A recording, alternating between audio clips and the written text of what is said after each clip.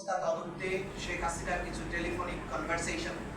যেগুলো জব্দ করেছেন, একাধিক কনভারসেশন, অনেকগুলো কনভারসেশন,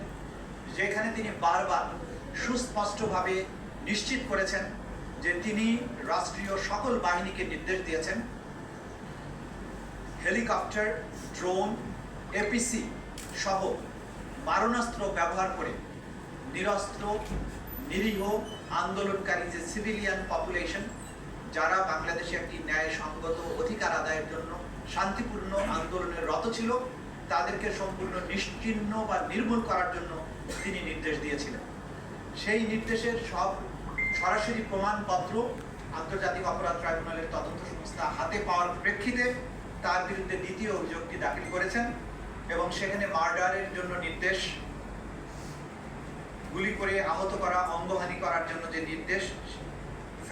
এইটাকে সহায়তা করা, কমপ্লিসিট করা এবং কনস্পিরেসি করা এই কাজের জন্য, এই ব্যাপারে দ্বিতীয় অভিযোগটি আনা হয়েছে। বাকি তিনটি অভিযোগ বিভিন্ন স্পেসিফিক ঘটনার প্রেক্ষিতে, শেখ হাসিনার নির্দেশের প্রেক্ষিতে অপরাধগুলো যেভাবে সংঘটিত হয়েছে, কিভাবে মানুষকে মারা হয়েছে, কিভাবে বাকি অ্যাট্রোসিটিগুলো করা হয়েছে, সেই ব্যাপারে সুনির্দিষ্ট ঘটনা কেন্দ্রিক তিনটি অভিযোগ আনা হয়েছে, যেগুলো বিস্তারিত আজকে আপনাদের সামনে আমরা প্রকাশ করছি না। মাধ্যমে জাতির যে বিচারের ব্যাপারে যে জাতির কোয়েস্ট, এই জাতির যে আকাঙ্ক্ষা, যে জুলাই আগস্টে শান্তিপূর্ণ প্রতিবাদ বিক্ষোভ চলাকালে বাংলাদেশে এই রিপোর্ট অনুযায়ী যেটা আমরা তথ্য পেয়েছি, প্রায় ১৫০০ লোককে হত্যা করা হয়েছিল।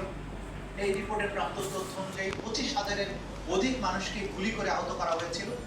এই রিপোর্টে প্রাপ্ত তথ্য অনুযায়ী নারীদের উপরে বিশেষভাবে সহিংসতা করা হয়েছিল। এই রিপোর্টে আমরা আরো পেয়েছি টার্গেট করে শিশুদেরকে হত্যা করা হয়েছিল। আমরা এই রিপোর্টে পেয়েছি যে হত্যাকাণ্ডের পরে তাদেরকে লাশগুলোকে লাশ এবং জীবিত মানুষকে একত্রিত করে লাশ পুড়িয়ে দেওয়া হয়েছিল। এই তদন্ত রিপোর্টে আমরা আরো তথ্য প্রমাণাদি পেয়েছি, আহতদেরকে হাসপাতালে নিতে বাধা দেওয়া হয়েছিল, যারা শহীদ হয়ে গিয়েছে তাদের পোস্টমর্টেম করতে বাধা দেওয়া হয়েছিল,